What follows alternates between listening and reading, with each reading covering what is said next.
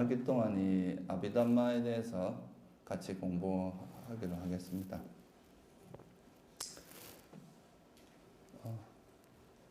이 아비담마는 이제 생각보다 약간 어렵습니다. 그리고 또 여러분들이 아마 스님들께서 기본적으로 좀 암기해야 될 부분도 있을 거예요. 그냥 이제 듣기만 해갖고는 공부를 하시다 보면 아마 좀 어느 정도 진도가 나가고 나면 좀 헷갈리고 앞뒤가 잘 이해가 안 되고 이런 부분도 있을 수 있기 때문에 기본적으로 좀 암기하는 게 필요하고 좀 외우는 것도 좀 필요하고요.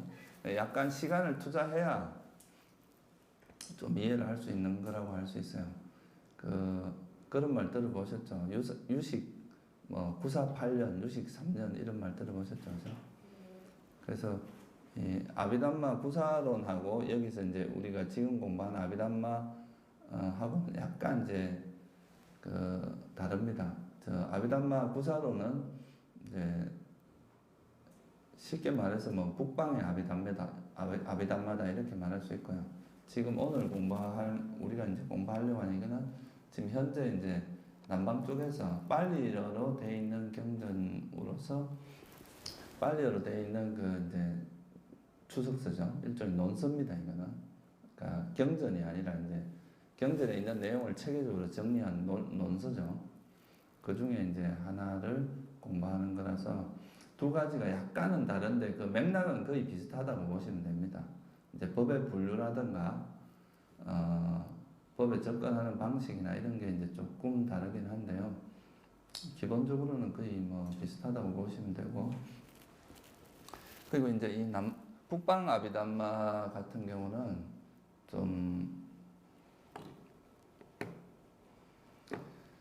이 북방 아비담마는 좀 교학적으로, 그러니까 철학적으로 좀 발전을 한 거라고 한다면, 남방에는 이제 여러분도 아시다시피 위파사나 수행이라는 그 수행이 있었잖아요, 그죠? 그래서 이게 이제 수행하고 결합을 해서 수행에 도움을 주는 도구로서 이 아비담마가 발전을 했기 때문에 좀 더 수행에 활용할 수 있는 내용들이 많고 좀 더 이제 실질적인 체험적인 부분이 좀 더 많다 이렇게 이제 말할 수 있을 것 같아요. 그리고 이제 다르마라고 하기도 하고 이제 아비담마라고 하기도 하는데 다르마라는 말은 이제 산스크리트입니다. 다르마 이거는 이제 산스크리트고 담마라고 하는 거는 빨리어입니다. 그래서 지금 우리가 지금 공부하는 이거는 빨리어로 되어 있는 그 논서를 가지고 공부를 하는 거라서 제가 이제 발음은 아비담마라고 말하는 게 더 정확합니다. 다르마는 이제 산스크리트어로 되어 있는 거고요. 그래서 이제 이 아비담마에 대해서 이제 공부를 하게 되실 거고요. 이 아비담마에 대해서 공부를 하기 전에 여러분들 이제 선생님들 이 내용이 조금 이제 어렵고 약간 복잡하기 때문에 첫째 이제 큰 그림을 한번 그리고 가는 것이 이 아비담마 전체를 이해하는 데는 좀 도움이 될 거라고 봅니다. 그래서 먼저 이제 이 아비담마를 공부하기 전에 이제 아비담마를 공부하는 목적이 뭔가 그거에 대해서 먼저 좀 이해를 한번 해보시고 본문으로 들어가는 게 좋지 않을까 생각을 합니다.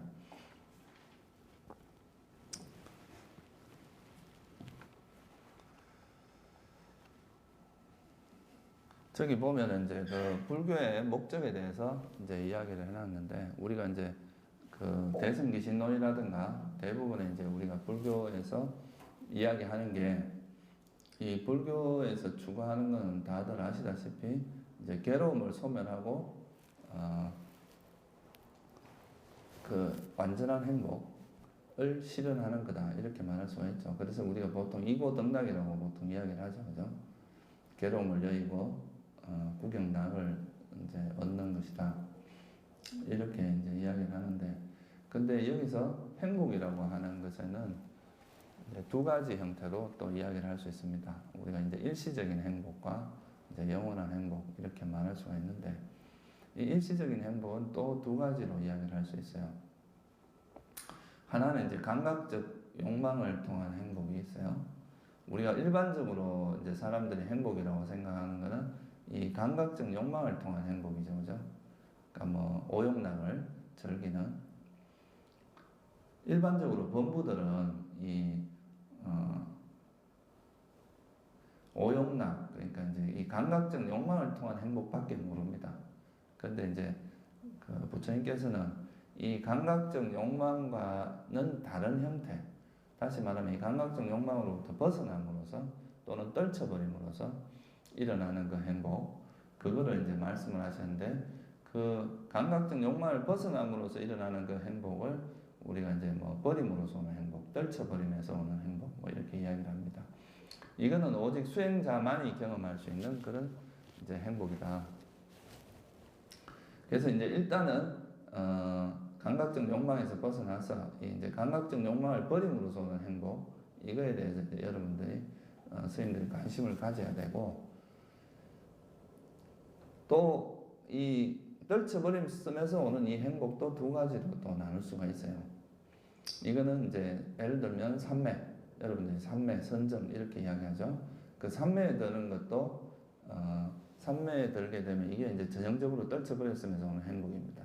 감각적 욕망을 버리고 그 선정에 들게 되면 거기서 오는 그 행복은 또 감각적 욕망과는 전혀 차원이 다른 행복이다 이거요. 그렇지만 이거는 좀 일시적입니다. 보통 삼매로서 행복을 얻는 거는 선정에 예를 들어서 일주일간 들어가 뭐 3시간을 들었다. 그럼 그 3시간 동안에는 단 한 순간도 그 고통이 일어나질 않아요.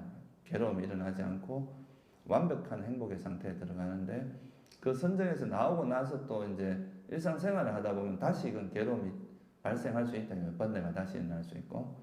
그래서 이거는 이제 그 선정에 들어있는 동안에는 완전하지만 선정에서 나와서는 또 완전하다고 말할 수 없는 다시 괴로움이 일어날 수 있는 가능성을 가지고 있는 거죠. 근데 이제 왜냐하면 아직까지 번뇌의 원인이 완전히 소멸된 건 아니기 때문에 그렇습니다. 그러니까 괴로움의 원인이. 근데 이제 궁극적 행복이라고 하는 것은 이 괴로움의 원인이 완전히 소멸되어서 다시는 그 괴로움이 일어나지 않는 그런 상태이기 때문에 이건 한번 여러분 이제 나중에 아란이 돼서 깨달음을 완전히 이룬 다음에 파리니빠나라고 그러죠. 파리니빠나라는 것은 완전한 열반, 반열반이라고 합니다. 이 파리니빠나라고 하는 거기에 그 상태에 가게 되면 이거는 이제 행복의 그러니까 괴로움의 토대가 완전히 소멸한 상태이기 때문에 이런 걸 우리가 완전한 행복, 궁극적 행복 뭐 이렇게 표현을 하는 거죠. 그래서 이제 기본적으로 여기 이제 이렇게 출가한 스님들 같은 경우는 뭐 감각적 욕망을 추구하려고 여기 온 사람은 없을 겁니다. 그죠? 그리고 또 이제 아무래도 우리는 출가자라는 것은 이제 완전한 행복, 그러니까 윤회로부터 완전히 벗어난 그런 행복, 그 궁극적인 행복인 영원한 행복인 열반을 성취하기 위한, 열반을 실현하기 위한 것이 이제 우리 불교의 목적이다 이거죠. 그죠? 이런 행복을 추구합니다. 누구나 다 행복하기를 원하고 행복을 얻고자 하고 그렇게 하는데 그러면 이제 그럼 왜 우리가 그런 행복을 얻지 못하는가? 여기에 이제 초점이 맞춰져 있는 거죠. 부처님께서도 이제 이 세상에 이제 그 괴로움의 원인을 생로병사로부터 벗어나기 위해서 출가를 하셨는데 그 우리가 살아가는 이 삶이라고 하는 거에는 이제 노병사라고 하는 항상 그 피할 수 없는 뭔가가 있단 말이에요. 그죠? 그래서 이거는 그 아무리 뭐 부자고 왕이고 하더라도 그런 괴로움에서 벗어날 수 없다는 그 한계성을 인식을 하신 거죠. 그러면 이거로부터 진짜 완전히 벗어날 수 있는 그런 길은 뭔가 여기에 대해서 이제 초점을 맞추고 그 해답을 구하기 위해서 출가를 하셨는데 그리고 이제 수행을 이제 6년간 하시고 깨달음을 얻고 나서 다시 보니까 결국 그러면 우리가 왜 이렇게 완전한 행복을 원하면서도 실제로 실현하지 못하고 이렇게 괴로움의 세계로 계속 윤회를 할 수밖에 없는가? 그 원인이 뭔가를 보니까 일반 사람들이 추구하는 그 행복이라고 하는 것이 진짜 행복이 아닌데 그 행복으로 추구하는 거다 이거죠. 예를 들면 우리가 대표적으로 우리가 사는 데는 이제 대부분은 감각적 욕망을 행복이라고 생각하고 살잖아요, 그죠? 근데 부처님은 가만히 들여다보니까 이 감각적 욕망은 오히려 괴로움의 원인이더라 이거예요. 근데 사람들은 그걸 행복이라고 생각하고 살아간다 이거예요. 그러면 이거는 여기서부터 전도된 생각이 일어난 거죠, 그죠? 사실은 이게 행복이 아니고 본질적으로는 괴로움인 것을 우리는 그걸 행복이라고 생각을 하고 있단 말이에요. 그러면 이 생각을 바꾸지 않는 이상 내가 감각적 욕망을 행복이라고 생각하고 그거를 끊임없이 추구하는 이상 내가 거기로부터 벗어난다는 건 불가능이겠죠. 첫 단추가 잘못 끼워졌다 이거예요. 처음에 시작부터가 노력의 방향 자체가 행복할 수 없는 길을 행복이라 생각하고 가고 있다는 거죠.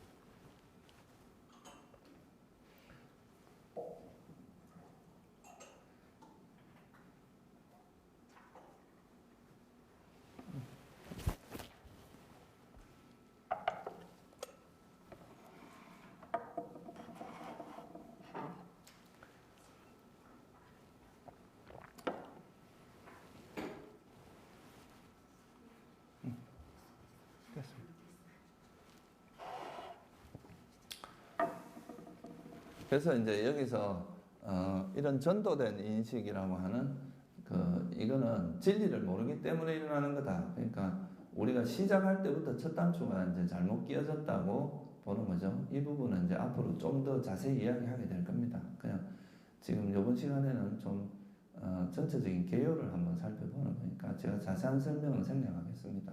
앞으로 공부하다 보면 좀 더 이제 자세히 이야기할 기회가 올 겁니다. 그래서 이제 이 전도된 인식을 가지고 있기 때문에 다시 말하면 행복이 아닌 것을 행복으로 생각한다 이거예요. 그리고 행복인 것을 행복이 아니라고 생각한다 이거예요. 뭐 이건 되게 적나라한 이야기 같지만 화를 내는 것, 사람들 자기가 화날 때 화를 내는 것을 오히려 시원하고 그게 행복, 그렇게 해야 자기가 행복해진다고 생각하는데 사실은 이거는 행복이 그렇게 함으로써 오히려 더 문제가 복잡해지고 자기가 고통스럽게 될 건데 그걸 마치 자기는 그게 행복이라고 생각하고 그렇게 한단 말이에요.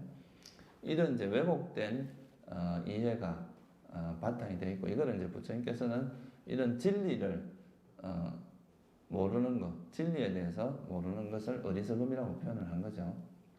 그래서 이 어리석음이 이제 바탕이 돼서 이런 문제가 발생하는데 그러면 이제 밑에 있는 이야기가 똑같이 이제 같이 적용될 수 있는 이야기인데 그러니까 왜 중생들이 이렇게 고통을 겪느냐 하면 그 괴로움의 원인이라고 하는 것, 괴로움이 뭔지를 일단 몰라요. 뭐가 괴로움인지를 모른다 이거예요. 뭐가 행복인지 괴로움인지를 모르고 또 그 괴로움이 일어나는 원인에 대해서를 모르더라 이거예요. 또 그 괴로움이 소멸되면 어떤 상태가 되고 또 괴로움의 소멸에 이르는 길에 대한 이해, 지혜가 없더라 이거죠. 그래서 이런 사성제를 깨뚫지 못하기 때문에 우리가 계속 이 윤회를 하게 되고 그 윤회에서 벗어나지 못하는 그런 그 일이 발생을 하더라. 그래서 이제 그거를 괴로움의 원인, 그리고 괴로움의 소멸에 이르는 길, 이 네 가지를 깨뚫지 못하기 때문에 다시 말하면 이제 우리가 부처님께서 말씀하신 이 사성제죠. 이 사성제를 이해하지 못하고 있기 때문에 애는 쓰고 있지만 정말 이렇게 고통에서 벗어나려고 애를 쓰고 있지만 오히려 자기가 고통으로부터 벗어나려고 하는 노력이 오히려 더 고통에 빠지게 만든 일이 될 수도 있다 이거예요. 요즘 보면 이제 뭐 힘들다고 자살하는 사람들, 불교적으로 보면 그런 것은 오히려 그렇게 이제 자살을 할 때 마음은 주로 화가 나서 죽는 거기 때문에 그런 것은 악체에 떨어질 위험이 많습니다. 그러면 이 사람은 고통을 피하고자 하고 이제 그런 선택을 했는데 오히려 더 큰 고통으로 빠질 수도 있다 이거예요. 그래서 이제 이런 거에 대한 이해를 못하기 때문이다. 이런 거 이제 경전에 보면 이제 사성제를 우리가 왜 윤회를 하느냐, 왜 이런 고통에 빠져 있느냐, 이거는 이제 사성제를 깨뚫지 못하기 때문이다. 그런 구절은 자주 나옵니다. 그리고 또 이 사성제를 다른 말로 하면 연기를 깨뚫지 못하기 때문이다. 그러니까 불교에서 말하는 부처님이 말씀하시는 그 가르침의 핵심을 이제 뭐 두 가지로 표현한다면 한마디로 표현하면 사성제입니다. 또 이거는 팔정도라고 이야기할 수도 있어요. 같은 말의 반복입니다. 그리고 또 연기법을 이 다른 종교하고 완전 차별화되는 가르침이 바로 이 연기에 대한 가르침입니다. 그래서 이 연기를 깨뚫지 못하기 때문에 모든 것이 원인에 의해서 일어난다는 거죠. 이 세상에 있는 모든 현상들은 조건에 의해서 일어나는 거지 조물주가 만드는 것도 아니고 우연히 발생하는 것도 아니다 이거예요. 이건 어떤 연기적인 관계에 의해서 일어나는 거라는 걸 설한 이 두 가지를 이해하지 못하기 때문에 이제 이런 문제들이 발생한다. 그리고 이제 계속 헤매는 일이 발생을 한다는 거죠. 근데 이제 아쉽게도 여러분들이 우리가 스스로 이 사성제나 연기를 깨닫는 데는 정말 장구한 세월이 걸릴 수 있습니다. 너무나 오랜 세월이 걸릴 수 있고 수많은 시행착오를 겪어야 되는데 다행히도 우리는 이제 석가모니 부처님의 불법 시대에 살고 있습니다. 석가모니 부처님이 이제 주석서의 그 기록에 의하면 사아성지급 10만 대급이라는 시간을 보살행을 합니다. 그 보살행을 하시고 나서 이제 깨달음을 얻고 나서 그 이제 깨달음을 붓다가 되신 다음에 부처님이 되신 다음에 이제 그때 설하신 게 이 사성제와 연기의 가르침입니다. 팔정도 최초로 법문하신 건 사성제 형태로 한 게 아니라 팔정도로 설명을 하셨죠. 그래서 이제 팔정도, 연기, 사성제 이거는 부처님이 나시기 이전과 나신 후의 법문의 차이가 법의 차이가 뭐냐면 사성제하고 연기의 가르침이 차이가 난다 이렇게 말할 수도 있습니다.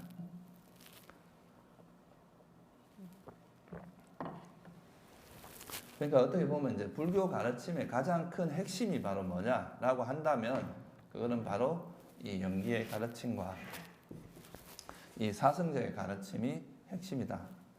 그러니까 스님들이 만약에 이제 여기서 출가 생활을 하면서도 이 연기나 사성제에 대한 이해를 만약 가르침을 이제 좀 깊이 있게 이해 못한다면 어떻게 보면 불교를 제대로 이해 못하고 있다고 말해도 과언이 아닐 정도입니다. 그래서 이제 이 사성제가 우리나라에서는 보통 보면 이 사성제가 되게 쉬운 가르침으로 생각하고 있어요. 그건 뭐 고등학교 교과서에도 뭐 고지멸도 이래 나오니까 뭐 사성제는 뭐 그 초보자들 가르침이 아니냐 이렇게 생각하는데 사실 이 사성제와 연기라는 가르침이 정말 심오한 가르침입니다. 그리고 그 불교가 다른 종교에 비해서 좀 더 어렵게 느껴지는 그 이유가 바로 이 연기와 사성제 때문에 그렇습니다. 공부를 해보면 해볼수록 이제 이 사성제와 연기법이라는 게 얼마나 심오한 가르침인가 하는 것을 여러 스님들이 아마 느낄 수 있을 거라고 생각합니다. 그래서 이제 이 고성제라고 이제 사성제와 이 연기에 대한 이해가 중요한데 이제 그 사실 어떻게 보면 이제 제가 왜 이야기를 드리냐면 아비담마는 사실 이 사성제하고 연기를 좀 제대로 이해하기 위해서 어떻게 보면 정리된 가르침이라고 해도 과언이 아닙니다. 여러분들 이제 스님들이 사성제하고 이제 연기를 이해하기 위해서는 기본적인 어떤 베이스가 좀 필요해요. 근데 그런 것들에 대해서 좀 이렇게 기초 작업을 해서 이 사성제와 연기를 좀 더 깊이 있게 이해하기 위해서 이런 아비담마가 이제 설해졌다 이렇게 말할 수도 있습니다. 예를 들면 오온이라고 하는 것 이런 게 다 이제 고성제가 곧 오온이라고 그러셨거든요. 부처님께서 여기 보시면 아시겠지만 우리가 이제 그 대념처경이라고 들어보셨죠? 그 대념처경에 보면 대념처경은 이제 디가니까라고 하는 경전에 나오는 가르침입니다. 그 대념처경에 보면 사성제에 대해서 뭐라고 했느냐 하면 고성제를 처음에 이야기할 때 8가지 8고로 이야기합니다. 8고 8가지의 형태죠. 생로병사 그게 이제 4가지고 그다음 뭐 이건 다 아시죠, 그죠? 에벨리고 좋아하는 사람하고 헤어지는 거, 원정해보는 미워하는 사람하고 싫어하는 사람과 만나는 거죠. 그리고 이제 원하는 걸 얻지 못하는 고통, 그리고 슬픔, 비탄, 탄식, 절망, 좌절 뭐 이런 것들은 오음성고라고 이야기를 합니다. 그래서 이 8가지를 보통 이제 우리가 팔고 괴로움이라고 이야기를 하는데, 근데 이제 그 뒤에 마지막에 뭐라고 하냐면, 이런 것을 이제 괴로움이라고 하지만 결국은 이제 오치온이 괴로움이다, 이렇게 이야기를 합니다. 5가지. 그러니까 색수상행식이라고 이제 들어보셨죠? 그래서 그 오치온이 고다, 이렇게 이야기하는데, 다시 말하면 이건 뭐냐면 색은 물질이고 수상행식이라고 하는 것은 정신적인 영역에 해당합니다. 만약 스님들이 몸이 없고 마음이 없다면 고가 어디서 일어나겠어요? 그죠? 만약 몸이 없어요. 그럼 몸으로부터 오는 고통이 있겠어요? 없겠죠? 마음이 없으면 또 마음으로 오는 고통이 어디 있겠어요? 결국은 이제 그 고통의 토대, 고통이 일어나는 그 베이스는 뭐냐? 오온이라는 거예요. 그 오온이라는 거에 집착을 하는, 오온이 형성되는 것. 오온이 형성돼서 오온이 형성되는 거를 우리가 뭐라고 하냐면 태어남이라고 이야기하거든요. 우리가 태어나는 것. 그게 이제 노병사의 원인은 12행에서 태어남이라고 그랬잖아요. 그죠? 그러니까 만약 태어나지 않았으면 노병사고 뭐 이런 고통이 없다 이거죠. 그래서 이제 그런 근본적으로는 태어남이라는 게 고통이라고 보는 거예요. 그 태어남이라는 건 결국 오온이죠. 그죠? 그래서 윤회에서 계속 이렇게 태어나는 것 자체가 고에서 벗어날 수가 없는 그런 언제나 고의 원인이 존재하고 있는 그런 상태라는 거죠. 그래서 이제 오온이 괴로움이라고 하는데, 그러면 오온이 뭔지를 알아야 될 거 아니에요. 그죠? 오온에 대한 이해가 필요합니다. 그래서 이제 스님들이 아마 상류다니까야라고 들어보셨나요? 그 상류다니까야는 이제 그 주제별로 모아놓은 경전이죠. 그 중에 2권이 뭐냐면 3권이 다 오온에 대한 설명, 거의 대부분이 오온에 대한 설명입니다. 4권은 12처가 주된 거고. 그래서 이건 뭐냐 하면 이제 그 우리가 오온이라고 하는 거는 결국 뭐냐, 내가 나라고 생각하는 거는 부처님께서 이제 들여다 보니까 오온이라는 거죠. 내가 나라고 생각하는 그 실체가. 그래서 그 오온에 대해서 이해를 하는 것이 이제 불교에서는 굉장히 중요한 어떤 내용이 들어갑니다. 그래서 이 오온에 대해서 설명하는데 이 아비담마에서는 한 6챕터를 쓰고 있습니다. 그러니까 1권은 거의 마음에 대한 이야기예요. 그러니까 수상행식에 대한 이야기입니다. 그리고 2권에 이제 6장이 물질에 대한 이야기인데, 그게 이제 물질이고, 3권이죠. 3권에 대한 이야기죠. 그러니까 뭐 7장에는 가면 이제 앞에서 공부했던 거를 뭐 이래저래 묶어서 이렇게 설명하는, 카테고리별로 묶어서 이야기하는 게 있어요. 그래서 이제 총체적으로 보면 1장에서 7장까지는 거의 오온에 대한 이야기입니다. 그만큼 오온이라는 것을 이해하는 데 있어서 굉장히 많은 분량을 할애하고 있는 거죠. 왜냐하면 이 오온을 이해 못하고서는 사실 우리가 사실 이 괴로움으로부터 벗어나기가 어렵거든요. 그래서 이제 왜냐하면 오온이라는 걸 보통 나라고 생각하거든요, 사람들이. 이 오온이 모여 있는 것을 내다, 일묵이다, 뭐 사람이다, 존재, 영혼이다, 뭐 이렇게 생각하면서 거기에 대한 집착이 일어나기 때문에 이 오온에 대해서 철저히 이해하지 못하고서 그 나라는 것에 대한 집착을 버릴 수가 없단 말이에요. 그래서 이제 이 오온이라는 것을 아주 많은 시간을 할애해서 많은 지면을 할애해서 설명을 하고 있습니다.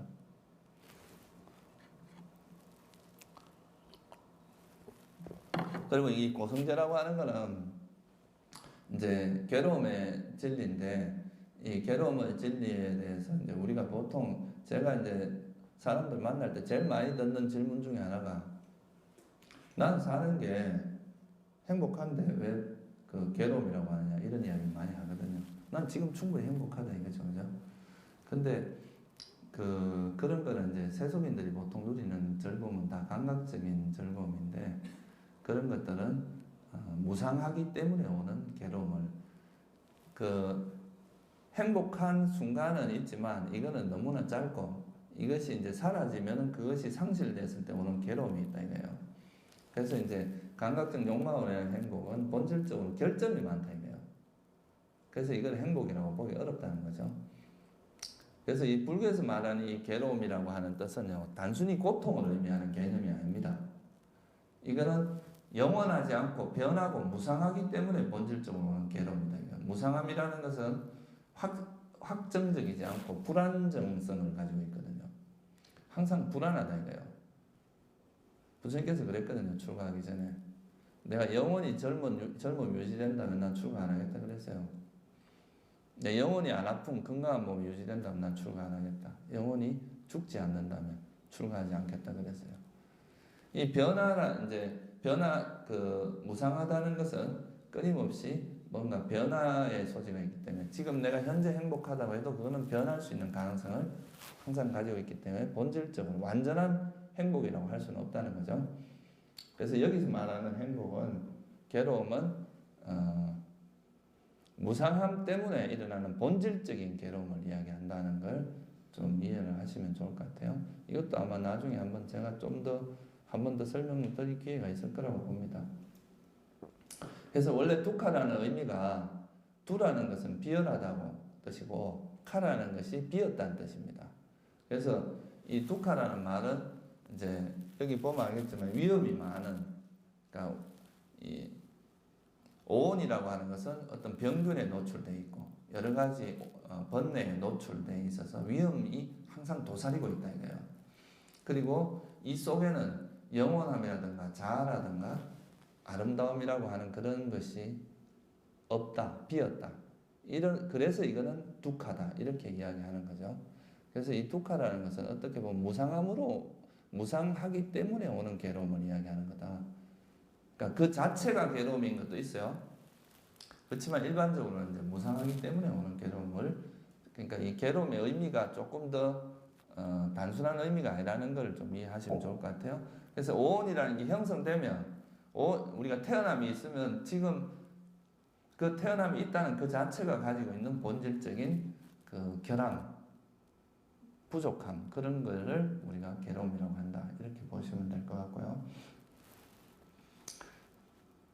그 다음에 이제 이 집성죄는 괴로움의 원인입니다. 뭐 스님들 다 아시겠지만 가래, 우리가 괴로움이 일어나는 것은 그 괴로움의 원인은 부처님께서 이제 살펴보니까 가래가 원인이다 이거죠. 감각적 욕망에 대한 가래가 있고, 이 감각적 욕망에 대한 가래, 그리고 이제 계속 존재하고 싶어하는, 태어나고 싶어하는, 끊임없이 존재하고 싶어하는 가래가 있고, 그 다음에 다시는 안 태어나고 싶은 가래도 있다 이거예요. 그래서 이제 이 세 가지가 집성죄라고 이야기를 하는 거죠. 태어나고 싶지 않은 것이 왜 가래로 됐을까 이런 것도 한번 생각해 볼 만한데요.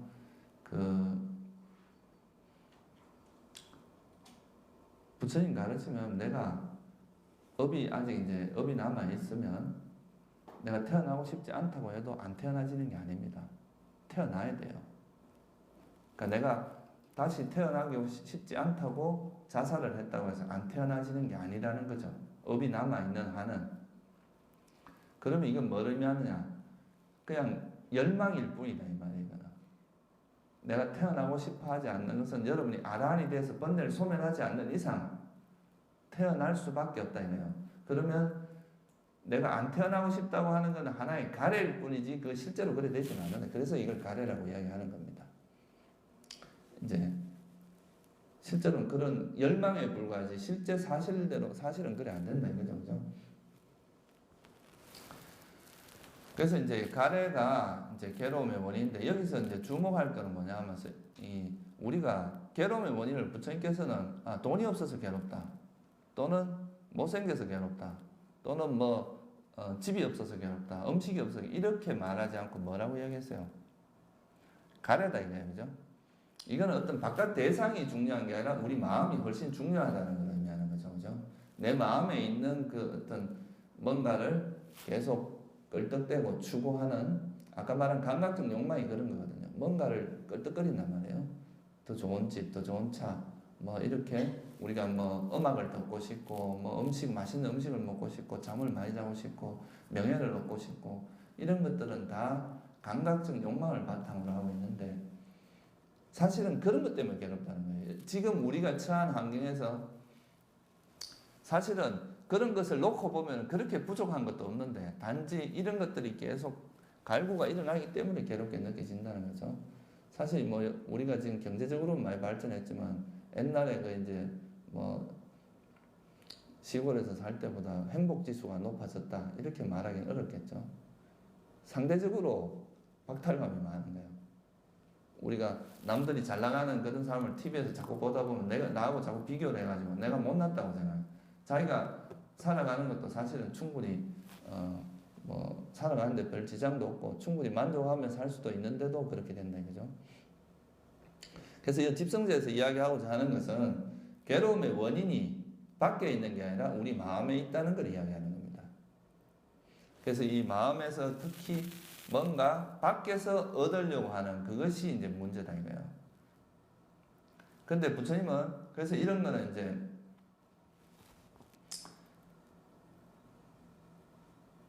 그 가래의 원인, 그러니까 괴로움의 원인, 가래의 원인이 아니라 괴로움의 원인이 가래고 그 가래 때문에 계속 뭔가를 존재하고 싶고 계속 이제 뭔가를 추구하는 이것 때문에 업이 형성되고 그 업 때문에 계속 윤회가 일어난다. 그래서 오온이 형성된다. 이게 이제 그 고성제와 집성제에서 이야기하는 거죠.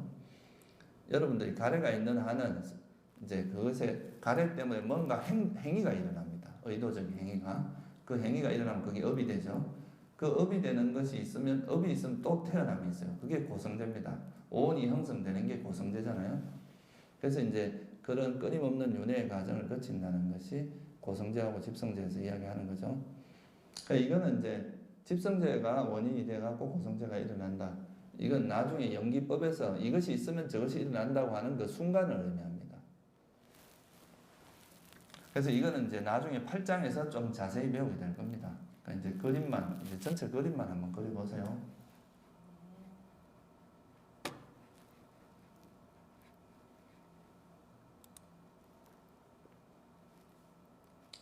그 다음에 이제 이 멸성제는 괴로움이 소멸된 상태입니다. 그러니까 괴로움이 소멸됐다는 것은 괴로움의 원인인 가래가 소멸된 상태다 이거예요. 그래서 우리가 불교에서 반야신경에 보면 뭐라 그래요? 무소득이라고 그러죠. 소득이라고 하지 않고 무소득이라고 그러잖아요. 이거는 뭐냐면 우리가 밖에서 뭔가를 얻어서 얻어지는 그 얻어서 실현되는 행복이 아니라 우리 마음속에 있는 그 가래만 놓으면 된다 이거죠. 뭔가 다른 게 필요한 게 아니라 마음속에 있는 그런 갈망, 어리석음, 탐욕과 성냄과 어리석음만 버려지면 그 버려진 그 상태가 그 자리가 그대로 열반의 자리다. 이게 이제 부처님께서 말씀하신 이제 멸성제를 이야기하는 거죠. 그래서 멸성제는 다른 말로 하면 괴로움의 소멸이라고 이야기하는데 이건 또 다른 말로 하면은 탐진치의 소멸이다. 이렇게 말할 수도 있습니다. 그러니까 원래 이제 이 팔리어로 닛바나라는 뜻은 불이 꺼진다는 뜻입니다. 그러니까 우리나라에서도 지금 이제 촛불이 꺼지면 촛불이 꺼졌다 이렇게 표현하듯이 부처님 당시에는 이제 뭐 어디 불이 꺼지면 닛바나 했다 이렇게 표현한다고 일상적인 표현이 있다는 거예요. 이 닛바나가. 이건 뭐냐 하면 아까 말했듯이 이제 그 가래로 인해서 뭐가 형성된다 그랬어요? 오온이 형성되잖아요. 그죠? 계속 오온이 형성되는 고성제가 되는데 이 이제 가래가 있는 한은 이 오온이 형성되는 오온의 불꽃이 꺼지지 않고 계속 지속된다 이 말이에요. 근데 이 가래가 소멸되면 더 이상 오온의 불꽃이 일어나지 않는다 이거죠. 그래서 이걸 이제 소멸이다, 번뇌, 완전한 열반이다 이렇게 이야기하는 거죠. 그래서 이제 이 열반에 대해서는 나중에 이제 그 7장이라고 가면은 열반에 대해서 간단하게 설명이 된 게 있는데요. 열반하고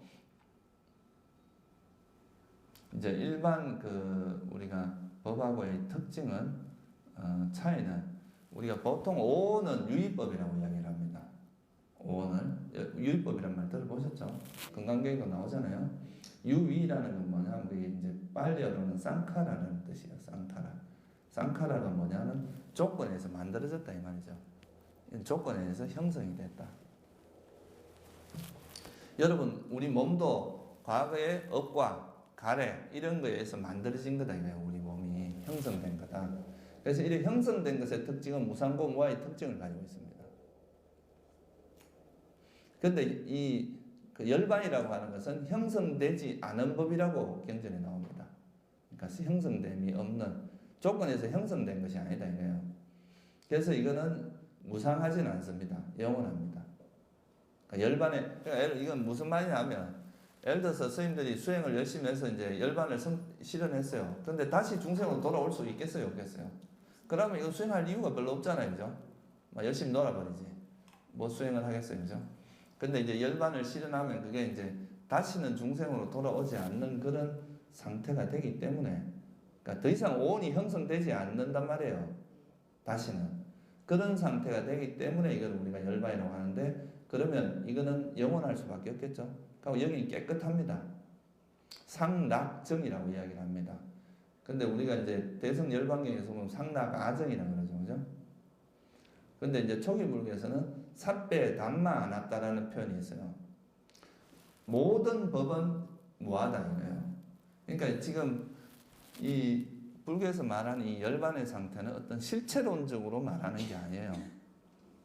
예를 들어서 보세요. 여기서 불이 타다 불이 꺼졌어요. 이 불이 어디로 갔어요? 아니면 뭐 어디 어떻게 이야기할 수 있겠어요? 여기 불이 껐다가 사라졌다고 할 수 있겠어요? 있다 없다 이런 표현 자체가 의미가 없는 게 돼버리죠, 그죠? 마찬가지로 우리가 이제 오온이라는 게 계속 업에 의해서 또 갈에 의해서 계속 이렇게 형성되다가 이게 어느 순간에 이 오온이 형성되지 않는 그런 상태가 이제 열반의 상태란 말이에요. 완전한 열반. 그러니까 그런 상태를 이야기하는 거지. 여기서 이게 무슨 주체 역할을 한다거나 나의 마음을 어떻게 보면 한다거나 이렇게 보는 것은 그 아트만 사상이지 불교에서 말하는 열반하고는 전혀 다른 이야기입니다. 불교에서는 이제 아트만 힌두교나 이런 데서는 그 우리가 개체적인 자아가 사라지고 나면 이 나라는 것이 원래 브라만이었다는 걸 아는 게 이게 버마이려 사상이거든요. 그러므로서 이제 아가 순수한 아가 되고 그게 이제 진짜 아가 되고 뭐 이런 이야기를 하는데 그건 이제 불교적인 관점에서 보면 상당히 이제 불교가 아니라 힌두교적인 이야기지. 그래서 여기서 말하는 건 열반도 어떤 주체의 개념, 아의 개념으로 이해를 하면 안 된다는 거죠. 그래서 이제 이거는 삿배, 담마, 모든 담마라고 하는 것은 법인데 이 법에는 열반도 들어갑니다. 그래서 모든 법은 무하다. 우리가 다른 건 어떻게 이야기해요? 재행무상, 또 일체계고 이렇게 이야기하잖아요.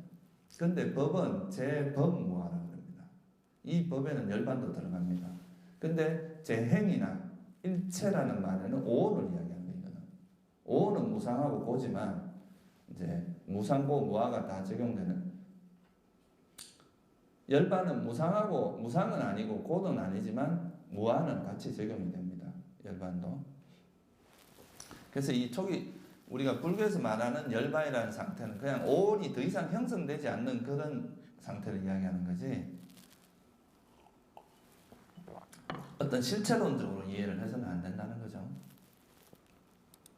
그리고 이제 도성제는 그 괴로움의 소멸에 이르는 길입니다. 어떻게 하면 그러면 괴로움의 원인인 탐욕과 성냄과 어리석음을 어떻게 버릴 거냐 이거죠. 이 버리는 방법은 이제 우리가 팔정도를 실천하는 것을 이야기합니다. 이 팔정도에 대해서는 나중에 제가 좀 자세히 설명을 드리기로 하고 그래서 이제 이 8가지 요소를 설명을 하는데 이야기를 하는데 그 중에서 정견 정사유 이거는 윗바사나에 해당합니다. 그러니까 지혜를 닦는 수행이라고 이야기할 수 있고 이제 정어 정업 정명 계율 그다음에 정정진 정념 정정이라고 하는 것은 삼매를 닦는 수행인데 이거는 사마타 수행이라고 이야기를 하죠. 그래서 팔정도 수행을 다른 말로 하면 사마타와 윗바사나를 닦는 거다 이렇게 말할 수 있어요. 정해를 닦는 거다고 뭐 우리나라 말로 하면 정해를 닦는 거다 이렇게 말할 수 있습니다. 개정해 개를 바탕으로 해서 정해를 닦는 거다 이거요. 계율은 토대입니다. 토대. 우리가 이제 건물을 지을 때 기초공사처럼 토대에 해당하지 이거를 수행이라고 말하진 않아요. 수행이라고 하는 것은 사마타하고 윗바사나 정해를 이야기하는 겁니다. 그러면 나중에 깨달음을 얻게 되는데 그걸 이제 출세간의 발정도라고 이야기를 하고 그건 수다원도, 사다함도, 아나함도, 아라한 요 4가지. 불교에서 말하는 깨달음은 딱 4가지밖에 없습니다. 오직 4가지. 수다원, 사다함, 아나함, 아라한. 여러분이 지나가다 이건 것 같다라고 하는 거 이런 것도 우리가 깨달음이라는 일상적인 표현을 쓰지만 불교에서 말하는 깨침이라고 하는 건 이 4가지의 상태만 이야기한다 이거예요. 그래서 이 수다원 도를 얻은 사람은 수다원 과가 일어나요. 그게 이제 우리가 뭐냐면 수다원의 존재가 되는 거죠. 그죠? 그래서 이거는 이제 사쌍팔배 이런 말 들어봤죠? 그러니까 이제 수다원도 사다원도 아라한도 요거는 이제 도를 이야기하고 나머지 이제 수다원과 사다원과 아라한과 아나한과 아라한과라고 하는 거는 과. 그래서 도가 4개가 있고 과가 4개가 있고 이렇게 해서 8가지로 사쌍팔배 또는 뭐 사향팔과 이렇게 표현을 쓰죠. 그죠? 근데 깨달음을 의미하는 말은 이제 과는 말 그대로 과보로 일어나는 겁니다. 이거는. 그러니까 이 도의 마음이 도라는 것이 일어나면서 도가 깨달음이 일어나면서 일어나는 과를 이야기하는 과보다 이거예요. 그죠? 그래서 실제로 깨달음은 이 4가지밖에 없습니다. 수다원도, 사다원도, 아라한도, 아나함도.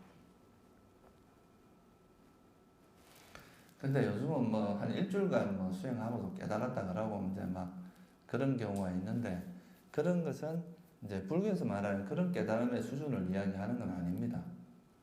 이 수다원이라는 것이 얼마나 수준 그러니까 쉬운 경지가 아닌 건 제가 다음에 한번 말씀드릴게요. 그래서 이제 이 사성제하고 12연기를 제가 이제 말씀을 드렸는데 이 사성제하고 12연기는 같은 내용인데 다른 표현이다 이렇게 보시면 돼요. 이제 좀 다른 방식으로 표현한 거죠. 무명이 있기 때문에 이제 왜 생로병사가 있느냐, 노병사가 왜 있느냐.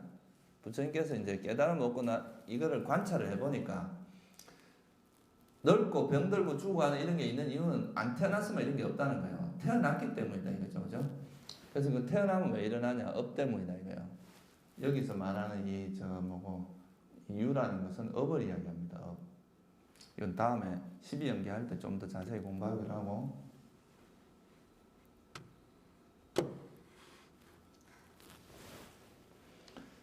참 저런 큰데 이 컴퓨터가 좀 너무 후지네.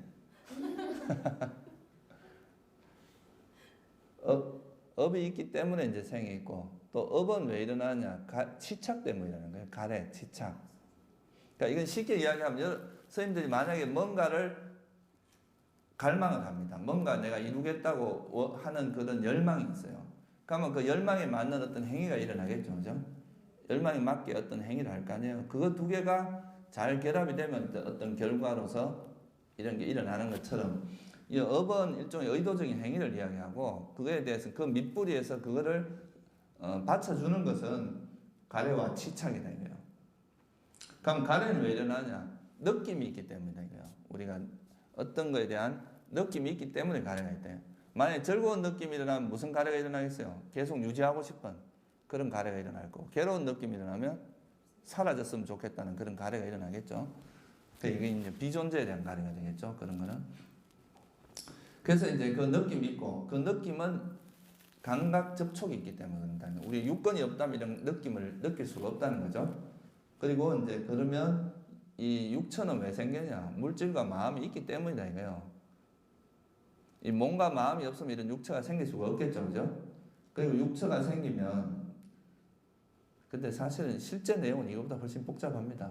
제가 간단히 설명을 드릴게요. 다음에 연기 공부를 할 때 조금 더 자세히 살펴보기로 하고요. 그리고 이런 이제 물질과 정신이라는 건 이 세상에 태어났기 때문에 식이라는 건 이제 재생연계식으로 이해를 하면 되거든요. 그럼 또 그거는 왜 일어나냐? 업 때문이야, 행 때문이다. 그리고 그건 무명 때문이다 이거죠. 그래서 이거는 이제 무명과 행은 과거, 식부터 유까지는 현재, 그리고 생노사는 미래 이렇게 봐서 저게 과거, 현재, 미래가 어떻게 윤회가 일어나는지를 설명하는 거다.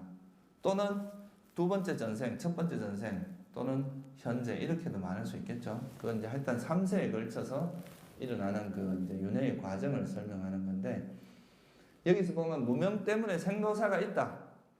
이렇게 이야기하는 거하고 무명과 가래가 있기 때문에 고성제가 있다라고 이야기하는 똑같은 이야기죠. 좀 더 자세히 설명한 거다 이거예요. 그래서 이것이 있으므로 저것이 있다라고 하는 구조를 설명하는 게 집성제와 고성제입니다. 가래가 있기 때문에 고성제, 오온이 있다는 거나 태어남이 있다는 거나 똑같은 이야기다 이거예요. 그런데 무명과 가래가 사라지면 어떻게 돼요? 만약에 무명이 사라지면 행도 사라지고 다 사라지잖아요. 생노사가 없어지잖아요. 그게 바로 팔정도의 실천을 통해서 탐진치를 소멸하게 되면 멸성제가 이루어지잖아요. 그죠? 그래서 그 멸관, 우리가 이제 순관이라고 하는 이것이 있으면 저것이 있다는 구조를 순관이라고 이야기를 합니다. 순서가 이제 순조롭다고 이야기하는 게 아니에요. 그 다음에 멸관은 이것이 사라지면 저것이 사라진다는 걸 설명하는 거예요. 그거는 이제 멸성제하고 도성제를 의미하는 거다 이거죠, 그죠? 그래서 사실은 이 12연기나 12연기의 순관은 고성제와 집성제를 의미하는 거고 12연기의 역관은 집성제와 뭐를 의미하는 거겠어요? 아니, 멸성제와 도성제를 의미하는 거기 때문에 사성제를 이렇게 표현할 수도 있고 연기로서 표현할 수도 있는데 약간 각도가 다르겠지만 거의 이제 관점이 다른 거죠. 그렇지만 실제 의미하는 내용은 거의 흡사하다 이렇게 말할 수가 있겠죠. 어떻게 보면 집성제와 고성제는 우리가 세간법을 이야기하는 겁니다. 왜 이 세간이 벌어지는지를 설명하는 거고 멸성제와 도성제는 어떻게 깨달음이 일어나는지 그 깨달음의 구조를 이야기하는 거죠. 그러니까 원래 도성제는 출세간의 도를 이야기합니다. 우리가 도 닦는단 말은 출세간의 그러니까 이제 팔정도 그거는 이제 깨달음을 이야기하거든요. 출세간의 팔정도가 일어날 때 뭐가 이루어져요? 멸성제가 되죠, 그죠? 멸성제를 깨닫게 될 거 아니에요, 그죠? 그게 바로 이제 이런 그 출세간의 진리를 이야기하는 거죠. 그래서 고성제하고 집성제는 세간법이고 사실 멸성제와 도성제는 출세간법입니다. 근데 이 출세간의 도가 일어나기 위해서 개정해를 닦는 이거는 세간법에 해당해요. 그러니까 우리가 개정해를 실천을 함으로써 이게 가능하기 때문에 그러니까 세간의 팔정도를 닦아야 출세간의 팔정도가 이제 일어난다 이 말이죠. 그래서 이거를 이해하기 위해서는 이 사성제와 12연기를 이해하기 위해서는 아까 말했듯이 뭐가 이해가 필요하냐 하면 첫째는 오온에 대한 이해가 필요하죠. 그러니까 마음과 이런 거. 그 다음에 뭐 그 원인, 그러니까 이것이 있으면 저것이 있고 이것이 없으면 저것이 없다는 이런 걸 이해하는 데는 또 연기에 대한 이해가 필요합니다. 또 팔정도를 이해하기 위해서는 도성제를 이해하기 위해서는 또 사마타, 비파사나가 뭔지 수행이 뭔지 이런 걸 이해해야 돼요. 그래서 이 수행에 대한 이야기는 9장에 나와 있습니다. 그래서 지금 이 책이 9챕터로 구성되어 있는데 1장부터 7장까지는 거의 오온에 대한 이야기다 이렇게 보실 수 있어요. 그 이제 8장은 이제 연기에 대한 이야기예요. 그러니까 이건 주로 이제 원인에 대한 이야기가 주로 나오겠죠. 이제 오온이 있으면 오온과의 관계성을 이야기하는 게 연기법이거든요. 그래서 이제 거기에 대한 거는 8장에서 공부를 하게 되고 9장은 이제 수행에 대한 이야기, 팔정도에 대한 이야기라고 보시면 됩니다. 그래서 이 아비담마라는 게 결국은 뭐에 대한 이야기겠어요? 사성제에 대한 이야기입니다. 사성제를 깊이 있게 이해하기 위해서 이제 이런 이론 경전에는 이렇게 좀 분산되어 있잖아요. 그 가르침들이 그걸 모아서 좀 체계적으로 정리한 것이 이제 아비담마다 이렇게 말할 수도 있습니다.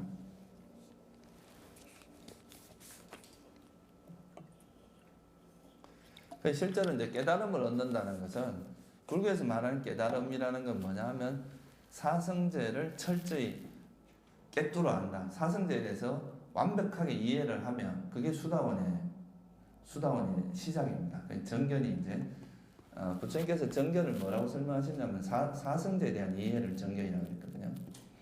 그래서 사성제에 대한 통찰부터가 깨달음의 시작이거든요. 그래서 수행을 하면서 우리가 이제 수행이 깊어진다는 것은 사성제와 연기에 대한 이해가 깊어진다는 걸 의미하기도 해요. 그리고 또 그와 비례해서 사성제 연기가 깊어지면 탐진치가 또 소멸해 가겠죠. 그죠? 그러니까 이 지혜가 깊어지는 것과 탐진치가 소멸해 가는 건 반비례 한단 말이죠. 지혜가 성장하는 만큼 탐진치는 소멸해 간다 이거예요.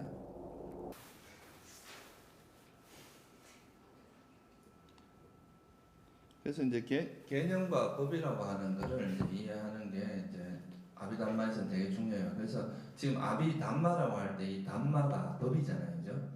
그러니까 여기는 아비라는 말은 이제 뭐뭐에 대하여 이런 말이거든요. 그래서 이 아비담마라는 말은 법에 대한 이야기다 이 말이에요. 이게 그러니까 법에 대해서 이제 설명을 한 그런 내용이다. 이 말이 아비담마라는 뜻인데. 개념을 벗어나서 이제 그 실제 실상들이 어떻게 연결되어 있나 그거를 이제 설명하는 거죠. 그래서 먼저 개념과 법이라고 하는 말의 그 의미를 좀 이해를 하는 게 좋을 것 같아요.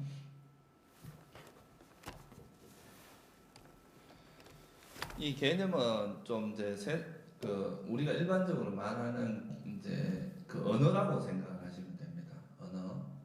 언어적으로 이제 뭔가를 이야기하는 걸 개념이라고 이야기를 하고, 그다음에 이제 법이라고 하는 거는 우리나라 말로 하면 실상이라는 개념이죠. 실제로 경험할 수 있는 것들. 예를 들면 제가 여기서 이 마이크를 잡아요. 그럼 마이크 잡을 때 여기 이게 좀 차거든요. 그럼 이 차게 느껴지는 이게 있어요. 그럼 이 찬 감각이라고 하는 이거는 실제로 경험되는 것들이죠. 그죠? 근데 우리가 이걸 뭐라고 이름할 수 있냐면 차다. 이렇게 이름을 붙일 수 있잖아요. 그죠? 근데 이 차다라는 건 이름이지 실제 이거를 의미하는 건 아니란 말이에요. 그죠? 우리가 소통을 위해서 내가 경험한 것을 다른 사람에게 이제 전해주기 위해서는 언어가 필요하잖아요. 그래서 이제 언어를 이제 활용을 하는데, 근데 문제는 이제 언어가 언어인 줄 알고 그냥 편의상 쓰는 거다 이렇게 이해하면 되는데, 언어를 뭐로 생각하냐면 실체화해버린다 이거예요. 그러니까 나도 이제 편의상 이래 나다 이렇게 했던 것이 나중에는 되면 나라는 실체가 있다고 막 이렇게 집착을 한다 이거죠. 그래서 이제 개념화되게 되면 무엇인가 이제 우리가 개념화되게 되면 이거 왜 일로 갔지?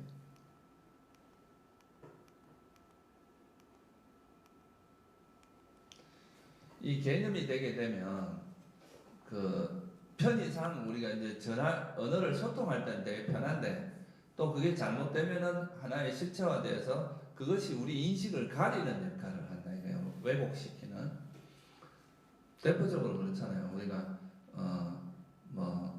실제로는 생각이 다를 뿐인데 우리가 미국 사람 모양이 좀 다른 거 그런 건데 미국 사람, 한국 사람 이렇게 딱 나눠지면 서로가 적이 되기도 하고, 기독교, 불교 사실 우리가 이런 이름을 다 떼버리고 그냥 어떤 마음에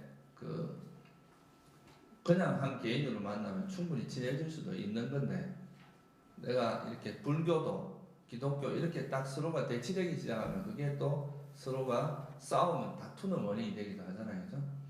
그래서 이 개념이라는 것은 편의성도 있지만 이런 우리의 인식을 가리는 역할, 우리 인식을 왜곡되게 하는데도 아주 결정적인 역할을 한다는 거죠. 그래서 이제 이 개념화된 것이 개념화되다 보면 또 뭐냐 하면 그냥 껍데기를 볼 수 있다 이거예요. 그 깊이, 그 사물이 가지고 있는 본질에 들어가는 게 아니라 껍데기에 머물 가능성이 많다는 거예요. 그래서 이거를 껍데기에 빠지지 않고, 그러니까 이제 본질에 깊이 들어가게 하는, 이러기 위해서는 이 개념을 벗어나서 그 사물이 원래 가지고 있는 모습을 봐야 된다 이거죠. 그래야 이제 우리가 왜곡된 상태를 버리고 그 사물이 가지고 있는 본래 모습을 볼 수 있다. 그래서 이제 이 아비담마에서는 개념이 아니라 법을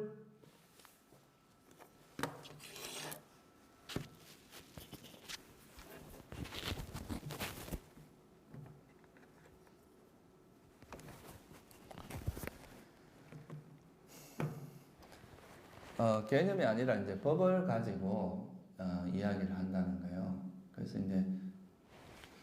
그래서 이건 이제 수학에서도 현대 수학에서도 비슷한 작업을 합니다. 우리가 이 개념이라는 건 너무나 많잖아요, 그죠? 우리가 개념적으로 이해할 수 있는 거는.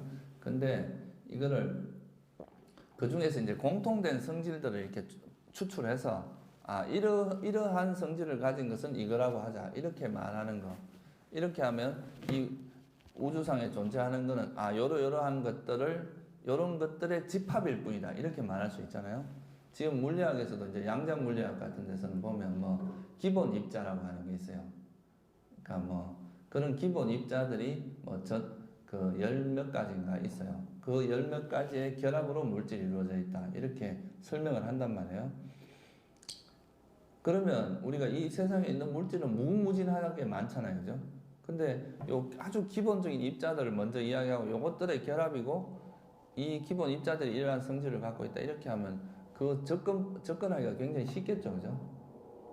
이해하기가 쉽다 이 말이에요. 그래서 이 불교에서도 우리가 살아가는 이 세계에서 일어나는 온갖 개념들이 존재하는데 그거를 본질적으로 분류를 해보면 여러한 것들밖에 없다 이거야. 그래서 그거를 분류해보면 72가지의 법으로 분류가 된다. 그 정도로 이래 추상화한다 그러나 어느 정도 이제 공통점만 뽑아내서 그렇게 정리를 할 수가 있다 이거죠. 그걸 이제 그렇게 그 본질적인 모습만 뽑아서 이제 정리를 하면은 그걸 우리가 법의 형태다 이렇게 이야기하는 거죠. 예를 들어보면 내가 이제 화가 날 때 우리 마음에서 어떤 대상을 보고 딱 거기에 대한 거부감이나 싫어하는 이런 형태로 작용을 합니다. 우리 마음이 그죠? 그러면 이거는 분노가 아주 클 수도 있고 작을 수도 있고 그렇잖아요. 또 막 아주 막 심각하게 일어나는 화가 있을 수도 있고 그냥 스쳐 지나가는 화도 있을 수 있어요. 그렇지만 이거의 공통점은 뭐냐 하면 내가 그 대상에 대해서 싫어한다는 게 공통점이거든. 그러면 이런 것을 우리가 이런 현상은 다 통틀어서 화라고 하자. 이게 이제 법을 분류하는 한 형태입니다. 그래서 이거는 이제 화가 되는 거죠. 그래서 이건 또 실제로 경험되어지는 거라는 거예요. 단순히 이름이 아니라. 우리가 실제로 어떤 상황이 어떤 발생을 하면 그 상황에서 일어났다가 잠시 머물다가 사라지는 이런 형태로 나타난다는 거죠. 그래서 이제 이 법의 특징을 보면은 개념이라는 거는 우리가 이제 관습적으로 어떻게 보면 이제 그 뭐죠? 약속에 의해서. 그냥 이거는 예를 들면 이거는 뭐 리모컨이라고 하자. 이거는 뭐 컵이라고 하자. 이렇게 이름을 약속을 한 거죠. 만약 처음부터 이거를 돼지라고 만약에 약속을 했으면 돼지가 되겠죠. 그죠? 그러니까 그 이름 자체는 하나의 우리 사회적인 약속이다 이거죠. 그죠? 그러니까 근데 이게 이제 그래서 이 개념 자체는 실제 하는 건 아니다 이거예요. 이건 그냥 이름일 뿐이다 이거죠. 그죠? 이름이고 그냥 편의상 붙인 거다 이거예요.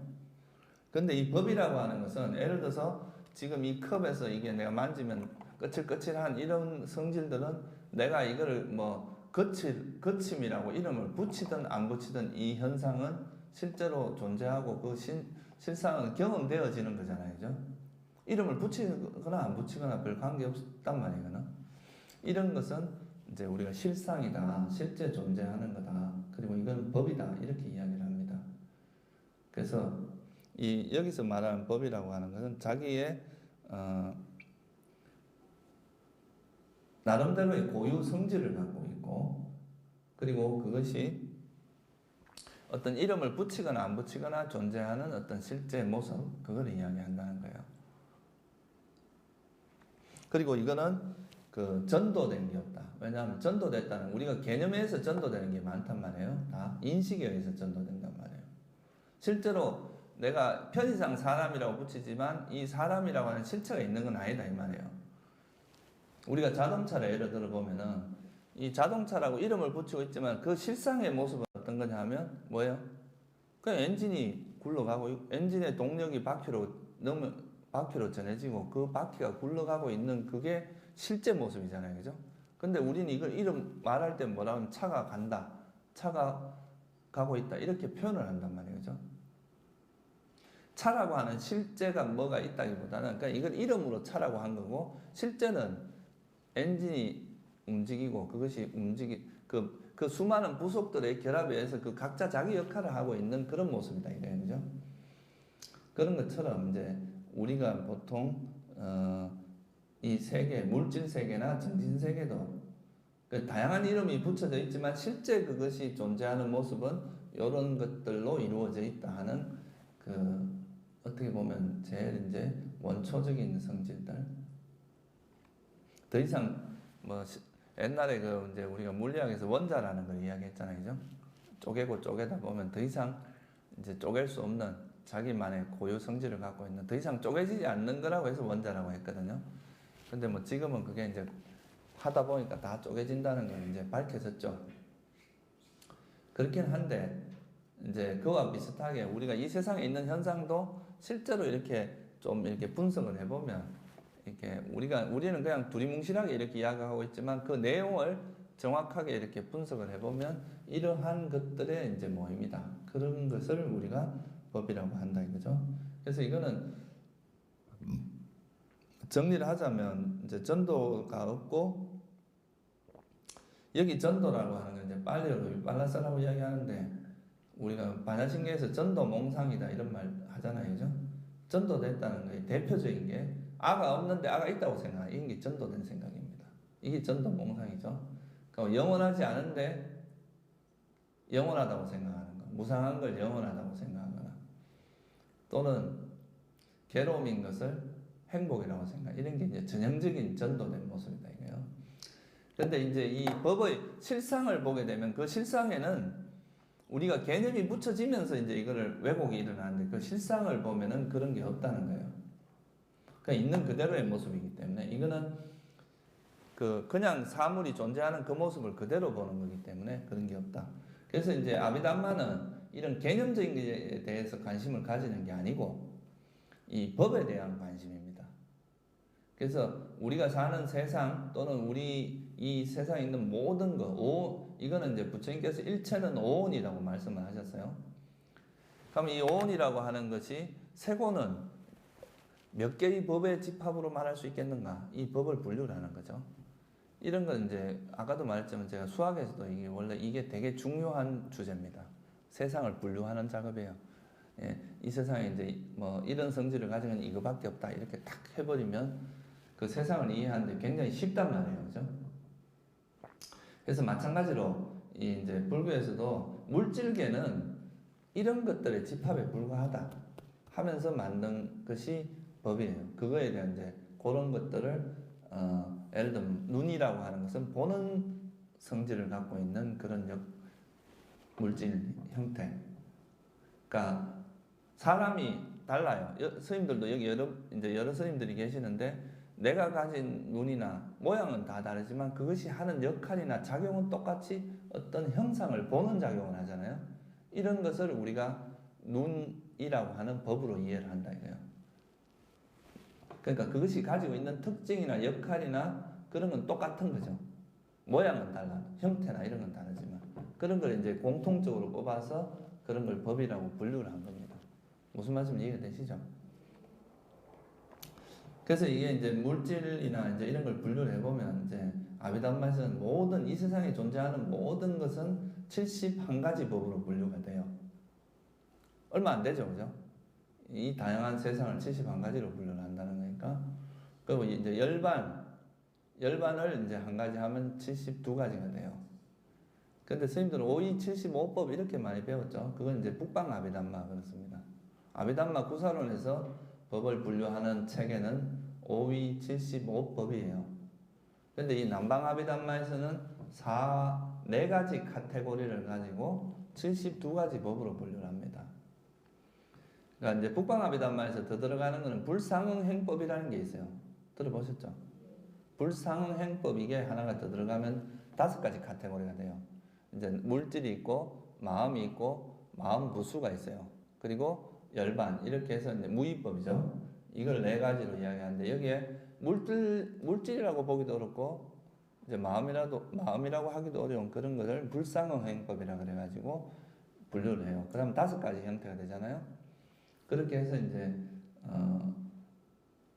5위 75법으로 분류를 하는데 약간 분류 체계는 다르지만 세상을 이해하는 방식은 이제 법으로서 이해하는 방식은 거의 똑같습니다.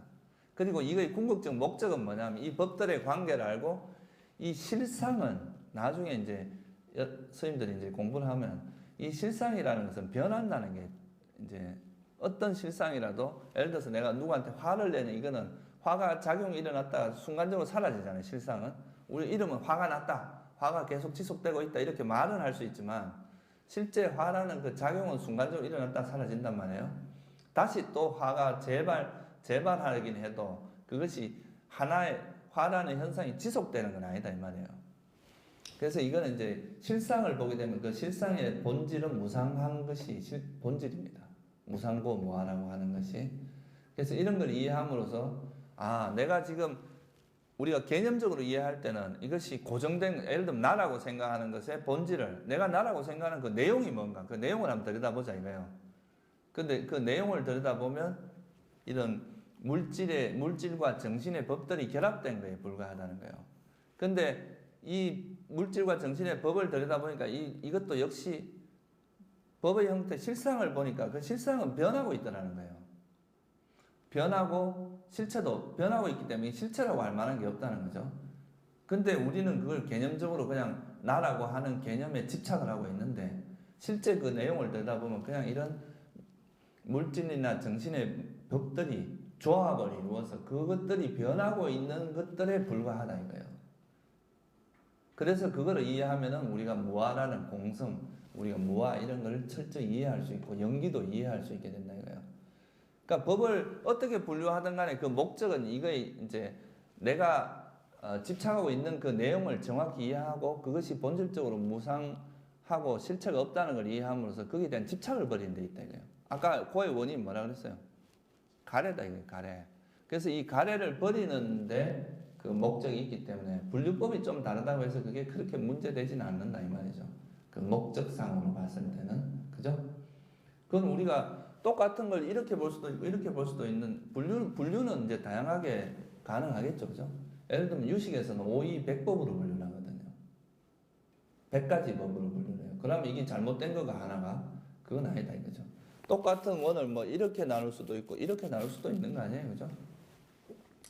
그거는 이제 보는 관점에 따라서 약간 이제 차이는 있을 수 있다 이거죠, 그죠? 그리고 이제 이 개념이라는 것에는 아까 말했듯이 개념 때문에 이제 집착이 일어나기 때문에 개념은 그냥 사용하는 것이지 집착을 하면 안 된다 이거예요. 내가 부처님도 나라고 말씀을 하시거든요. 그렇지만 그 나라고 하는 실체가 있다고 생각지는 않아요. 그냥 사용하는 거다 이거예요. 근데 사람들은 그 개념을 사용하는 게 아니라 그 개념에 집착을 하고 거기 빠져버린다 이거예요. 그래서 이제 이 개념이라는 우리가 보고 있는 그 개념을 해체를 해서 실제 내용을 보는 것이 법을 본다 이렇게 말할 수 있습니다. 그 실상. 그럼 이제 개념이라는 것을 조금 더 설명을 드리면 이 개념은 이제 중국에서는 시설 또는 우리가 공가중 할 때 그 그게 이제 개념이라고 보시면 돼요. 그래서 이 우리가 보통 보면 가라고 보기엔 좀 그러네요. 그러니까 이 개념이라고 하는 두 가지 형태가 있습니다. 예를 들면 이 이거를 이제 우리가 물병이라고 이야기하잖아요. 물병이라는 이름이 있고 물병이 뜻하는 내용이 있잖아요. 물병이라 하면 우리가 연상되는 내용이 있단 말이에요. 그죠? 그 내용이란 측면과 이름이란 측면 두 가지가 있어요. 그래서 그거를 우리가 구태여 분류를 하자면 뜻으로서의 개념 또는 이제 명칭으로서의 개념이다 이렇게 이야기를 합니다. 요거는 이제 7장에 이제 8장에 좀 이 설명이 좀 나와요. 8장 끝부분에. 그냥 소개만 해드린 겁니다. 그리고 이제 이 개념의 전도는 아까 말했듯이 대표적인 게 우리가 처음에는 그냥 어린 애들한테는 그런 나라는 개념이 없어요. 그죠? 근데 이게 이제 점점 지나면서 나가 강해지고 자아의 개념이 강해지면서 나와 남이 이제 확실하게 구분이 되고, 그리고 이제 내가 더 남들보다 잘나야 되고, 남들보다 더 많이 가져야 되고, 이런 개념이 형성되고, 나가 또 영원히 살고 싶고, 영원히 행복하게 살고, 존재하고 싶다는 이런 욕구가 일어나겠죠, 그죠? 그래서 모든 이제 이런 번뇌, 왜곡의 근원은 나로부터 시작이 된다. 이래도 과언이 아니거든요. 그래서 이 나라고 하는 그 개념이 형성됨으로써 이제 이런 게 발생하는데, 실제 우리가 그 나라고 생각하는 그 내용을 법의 관점에서 들여다보면 아까 말씀드렸듯이 그냥 이거는 그냥 오온의 집합에 불과하고, 그 오온이라는 것도 영원하지 않는 변하는 것들이다 이거예요. 실상은 보면 계속 변하고 있더라 이거예요. 그래서 그런 걸 관찰하게 되면 내가 나라고 생각하는 하나의 관념이었구나, 생각이었구나, 이거는 어떤 개념에 의해서 만들어진 어떤 것이구나, 허상이구나, 이렇게 보게 돼요. 그래서 이제 이런 개념에 빠져서 그 어떤 관념이나 그거에 대한 집착에 빠져 있는 것을 깨서 그 실상을 보게 함으로써 법을 있는 그대로 보고, 그럼으로써 이제 우리가 거기에 대한 애착을 버리게 하는 이런 과정이 바로 위파사나 수행의 핵심입니다. 그러니까 위파사나 수행은 말 그대로 이제 어떤 테크닉이라기보다 원래 이제 경전에 쓰인 위파사나의 개념은 위파사나라는 건, 위라는 건 철저하다는 뜻이에요. 파사나는 뭐냐면 이제 본다 이런 뜻이거든요. 그래서 우리가 이 사물을 그냥 껍데기만 보는 게 아니라 그 사물의 본질을 철저히 안다 이런 뜻입니다. 그래서 그냥 껍데기만 이래 볼 때는 나라고 이래 생각하지만 내가 나라고 생각하는 그 내용을 자꾸 들여다보다 보면 결국 나라고 하는 것은 이런 그냥 오온의 집합이구나. 또 오온이라는 것은 결국 무상한 것이구나. 실체가 없구나 하면서 이렇게 점점 깊이 꿰뚫어 보는 이런 과정이 바로 이제 지혜가 성장해 가는 과정이고, 그렇게 하다 보면 이 어리석음이 버려집니다. 나가 없는 것을 있다고 생각하는 이게 어리석음이란 말이죠. 그래서 이런 어리석음이 버려지면서 집착도 버려지게 된다는 거죠. 그래서 이제 우리가 이제 이런 무지로부터 벗어나기 위해서는 개념을 벗어나서 실상을 보는 게 되게 중요하다. 그래서 이제 뭐 경전에도 보면 그런 이야기가 나오죠. 법을 보는 자는 나를 보고 뭐 이런 말 나오죠, 그죠? 그게 바로 법을 있는 그대로 볼 수 있는 사람들은 뭐를 볼 수 있느냐 하면 실상을 볼 수 있고, 그 실상을 보는 사람은 실체가 없다는 것을 볼 수 있게 돼요. 그게 바로 깨달음을 얻게 되겠죠, 그죠? 그러면 그게 부처를 보는 게 똑같다 이거죠. 외형적인 데 부처가 있는 게 아니라 내 마음속에서 그런 그릇된 어리석음이나 탐진치가 소멸되는 그 자리가 바로 열반의 자리이기 때문에, 그래서 이제 이거를 하는 전제 조건이 바로 뭐냐? 그러니까 어리석음을 버리는 건데, 그 어리석음을 버리기 위해서는 뭐가 필요하냐면 실상을 봐야 된다 이거예요. 그 실상은 따로 그 실상에 대한 이야기가 담마, 법에 대한 이야기고, 그게 바로 지금 이 아비담마의 주제다 이거죠, 그죠?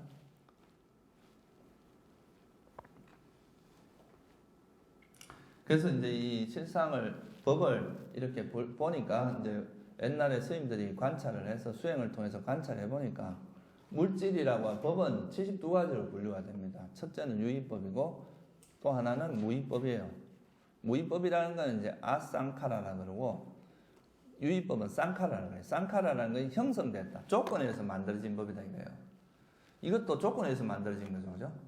어떤 뭐 기계가 있어야 되고 뭐 사람 이걸 수공하는 사람 재료가 있어야 되고 그런 것들이 이루어져서 이제 여기 이런 게 있는 것처럼 우리 오온이라고 하는 건 다 형성된 겁니다.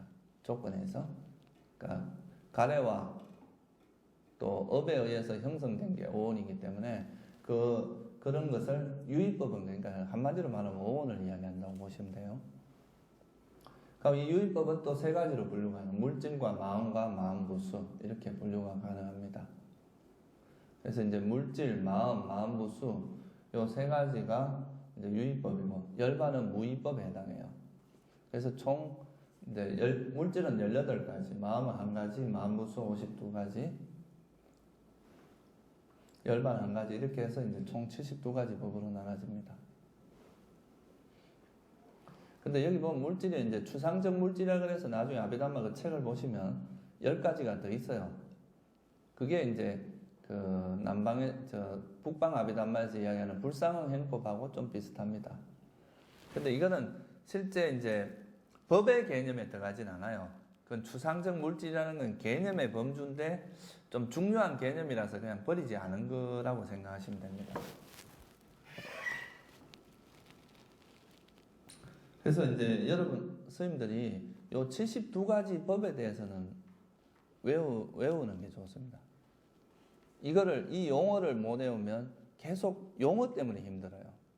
공부를 하는데 뭐 자꾸 이제 용어가 이제 막 쏟아져 나오는데 그 용어가 저게 뭔 소리를 하는 건지 외계인 소리 같고 막 이럴 수도 있어요. 근데 이 용어에 익숙하면 듣기가 훨씬 편합니다.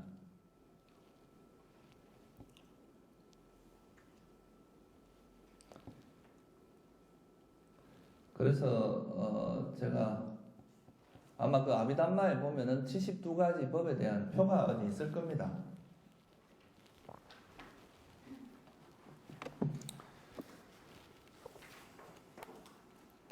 그 마음부수 2장에 아마 나올 텐데. 105페이지요?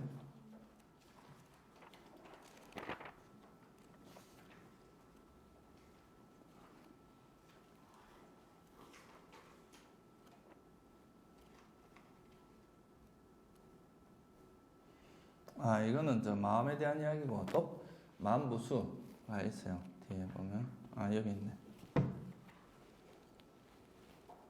193페이지 한번 보세요. 193페이지.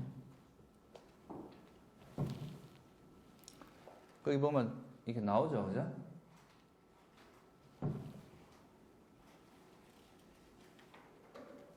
여기는 지금 뭐만 나오느냐 하면 마음부수 52가지만 나옵니다. 그죠? 이 마음부수만 외워도 됩니다. 물질은 그렇게 어렵지 않아요. 스님들이 아마 그 보면 이건 뭘 이야기하는 거다 하는 걸 대충 알 거예요. 근데 요 심소 52가지, 그 다음에 이제 여기다가 마음 한 가지가 있어요. 찢다라고 하는 거. 그 찢다 하나만 보태면 이게 이제 정신적인, 그러니까 이 53가지 법이 이게 뭐냐면 수상행식이에요. 다시 말하면 이제 수가 하나가 있고 상, 그 다음에 행이 몇 가지냐 하면 50가지에 들어가요. 수상행원에서. 그리고 마음, 식이 마음하고 똑같은 개념이거든요. 그래서 한 가지, 그러면 53가지가 되잖아요.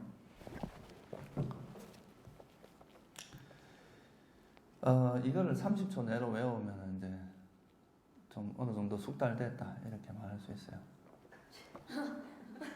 왜 웃어요? 이렇게 이거 반복해서 스님들이 천수경 외우는 것보다 훨씬 쉬워요. 천수경보다 훨씬 짧거든요. 그래서 훨씬 짧죠. 그래서 이거를 계속 한 100번만 읽으면은 아마 그렇게 어렵지 않게 외워질 겁니다.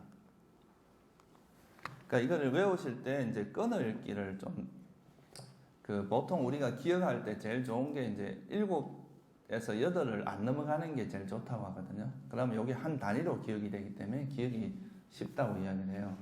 그래서 이제 찢다, 파사, 외다나, 산야제다나, 이거하다, 지, 띵들이를 만화씩 하라. 요게 이제 7개, 찢다부터 해서 8개잖아요. 그죠? 그리고 이제 윗다가 윗자라, 리모가 위리얼, 삐띠, 찬다. 이게 6가지죠. 그죠? 요게 13가지가 이제 다른 거에 따라서 이제 이 자기 색깔이 달라지는 거예요. 그리고 이제 선한 마음에, 불선한 마음 부수가 14가지가 있고, 선한 거는 25가지가 있어요.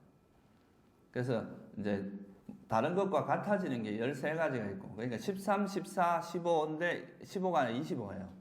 그래서 이게 총 52가지 법인데, 그래서 이거를 스님들이 계속 반복해서 읽다 보면 되게 제가 끈을 읽기 하는 것만 좀 가르쳐 드릴게요. 그러면 지금 이제 찢다라고 하는 건 여기 안 나와 있어요. 앞에 이제 마음 부분에 나와 있거든요. 그래서 그거는 그냥 찢다를 넣으면 돼요.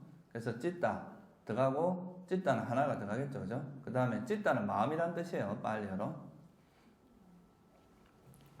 그 다음에 이제 파사, 외다나, 산야, 제다나, 이가다, 지위띠인들이야 만화씩 하라. 요게 이제 한 단위로 끊으세요. 7개. 그 이제 항상 함께 하는 7가지. 그리고 윗다가 윗자라, 리모가 위리아, 삐띠, 찬다. 요거 6가지를 또 한 단위로 끊고. 그 다음에 이제 그 4개, 모하, 아이리카, 아노따빠, 우따자. 요거 4개를 하나로 하고. 이거는 한 그룹이거든요. 어리석음의 그룹이에요. 그 다음에 로바, 디띠, 마나. 이거 이제 3가지. 그 다음 도사, 이사, 마차리아, 쿠쿠자. 요것도 4가지로 끊고. 그 다음 티나, 미따, 위치키자. 이것도 이제 3개죠, 그죠? 요게 불순한 마음의 4그룹이에요, 그죠? 그러니까 이제 모하, 아이리카, 노따빠, 우따자. 이거는 뭐냐 하면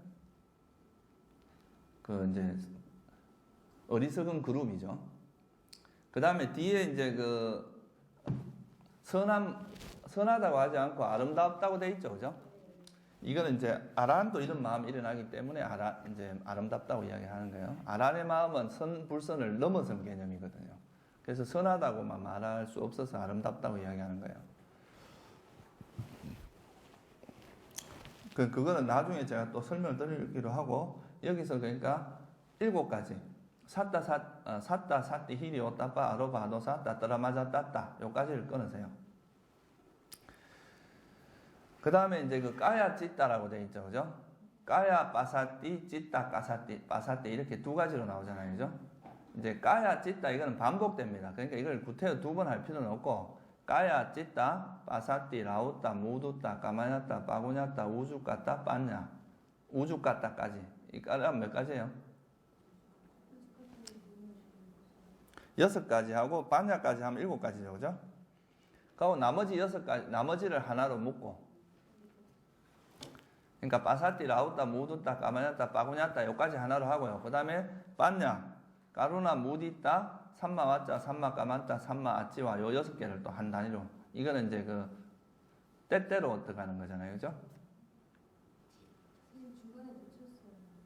지루하지 마. 예, 아름다운 마음부수를 다시 한번 이야기해 드릴게요. 그러니까 거기 이제 처음에 샀다 믿음이죠. 그죠? 거기서부터 따따라 맞아 땄다. 그거 7개잖아요. 그죠? 중립. 그죠? 그러니까 샀다 샀디 히리 오따빠 아로바도사 따따라 맞아 땄다. 그까지가 이제 한 단위로 외우시고 그 다음에 그 2개씩 쌍으로 돼 있잖아요. 그죠? 근데 그걸 2번 반복할 필요는 없어요. 하나는 이제 마음의 경안이고 하나는 거기서 까야라는 거는 이제 몸이라고 하는데 이 몸은 뭐냐 하면 마음 부수를 이야기하는 거예요. 그러니까 육체적인 몸을 이야기하는 게 아닙니다. 이거는 이제 멘탈 바디라 그래갖고 정신적인 그러니까 우리 마음 상태를 이야기하는 거예요. 마음과 마음 부수로 나눠질 때 마음의 경안, 마음의 가벼움, 그다음 마음 부수의 가벼움 이거를 그냥 이렇게 2개로 분류를 한 건데 실제로는 뭐 동시에 일어나는 거니까 그냥 이거를 이제 까야 찢다 묶어서 그냥 빠사띠, 라우따, 무두따, 까마냐따, 빠구냐따, 우주까따 이렇게 하면 6개죠. 그죠? 그쵸? 그냥 그거 12개인데 그걸 6개로 외워도 된다. 이 말이에요. 까야 찢다는 반복되니까. 그죠? 그렇게 하고 나머지 이제 그 삼마와짜, 삼마까만따, 삼마아찌와 까루나, 무디따, 빠냐. 그죠? 그게 6개가 되죠. 그 나머지 6개.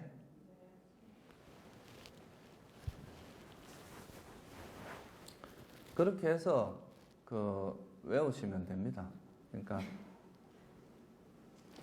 이건 좀 그러니까 스님들 평생 이거 스님 생활 할 건데 이 정도는 알아놓으면은 나중에 스님들이 나중에 어디 가서 뭐 법문할 때도 좋고 여러 가지로 그러고 우리 마음에 대해서 이렇게 섬세하게 설명해 놓은 게 없어요. 현대 심리학도 이렇게 자세하게는 나온 데가 없어요. 그래서 이 마음에 대한 그런 심리적인 부분에 대해서 이렇게 섬세하게 이야기한 거는 제가 볼 때 이 남방 아비담마가 제일 섬세하게 잘 돼 있어요. 그 유식에도 이런 걸 이렇게 자세히 설명 안 돼 있거든요. 그래서 그냥 입에서 줄줄줄줄 나오도록 외워야 됩니다. 찌따 파사 외다나 산냐 됐다나 이거 갖다 저기 띵들이 많아시카라 윗다가 밑자라 아니모가 미래 삐찌 찬다 샀다 샀디 히리 오따빠 아로바도 샀다 따라 맞았다 찌따 파사띠 라오따 무두따 까마였다 빠냐 삼마 까루나 무디따 삼마 왔자 삼마 까만따 삼마 아찌와 로바 이거는 이제 선한 마음이잖아요, 그죠? 그냥 불선한 거면 이제 모하 에리카 노따빠 우짜따 우따짜 로바 디띠 마나 도사이사 마차리아 구구짜 티나 미따 위치 기짜. 그러니까 이거는 그러니까 하다 보면 결국은 나중에 스님들이 이제 수행을 할 때 결국은 이 14가지 마음 부수가 스님들 마음에 안 일어나게 하는 게 중요한 거잖아요. 그래서 이걸 알고 있어야 버릴 수 있다 이거예요. 모르는데 어떻게 버려? 뭐가 일어나는지도 모르는데. 그래서 이거는 좀 정확히 외우고 알고 있는 게 나중에 수행할 때 굉장히 유용합니다. 그러니까 우리 마음에 대해서 이해를 하는 데 있어서 이거는 다음 시간까지 숙제로 제가 못 외울 것 같아요. 그럼 2주 드리겠습니다. 2주. 한번 외워보세요. 그러니까 그러니까 여기 있는 대로만 하면 돼요. 무조건 그냥 읽으면 돼요. 읽으면 돼요. 한 100번만 읽으면 외워집니다. 이것도 약간 리듬을 타면 52개밖에 안 되거든요. 단어가. 그렇게 어렵지 않습니다.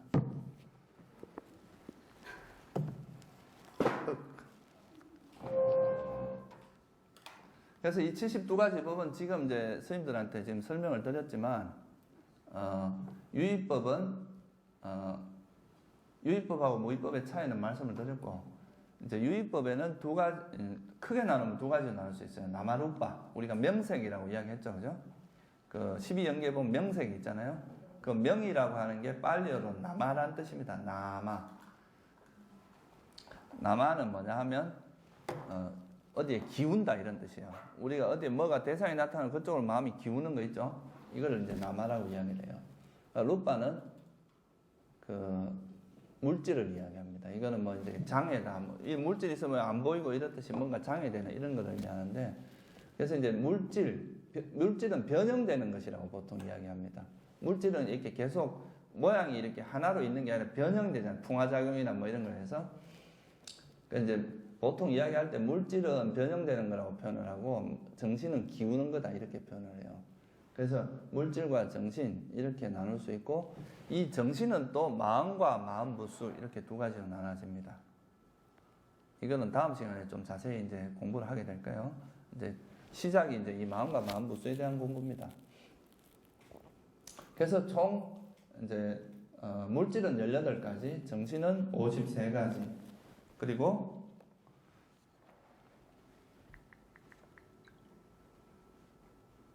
이 마음 이제 한 가지, 마음부수 52가지, 그렇게 해서 총 53가지, 이제 정신은 53가지가 되겠죠. 그래서 이 법이 나중에 이제 스님들이 수행을 할 때 윗바사나 수행의 대상은 바로 이 법이 윗바사나 수행의 대상이 됩니다. 개념적인 거를 예를 들어서 스님들이 뭐 여기서 앉아갖고 다음에 내가 화 절대 안 내야지 머릿속에 생각한다고 화가 안 나던가요? 그건 아니다 이거예요. 실제 상황에서 그 법이 일어나는 걸 관찰하면서 그거를 놓는 연습을 해야 그게 버려집니다. 생각으로 되는 게 아니에요. 그건 생각은 일종의 관념이거든요. 개념이고. 근데 이제 실제 내가 화가 일어나는 걸 관찰하는, 이건 법을 관찰하는 거예요. 그래서 윗바사나 수행의 대상은 개념이 아니라 법이다. 그래서 이 법은 이제 굉장히 중요한 부분입니다. 그리고 이 법은 항상 유의법은 그 현상이 일어날 때는 항상 변화의 성질을 갖고 있어요. 마음도 이렇게 일어나서 계속 머물러 있지는 않잖아요, 그죠? 일어나면 사라지잖아요. 그러니까 이게 이제 무상의 성질을 갖고 있다는 거죠. 그래서 이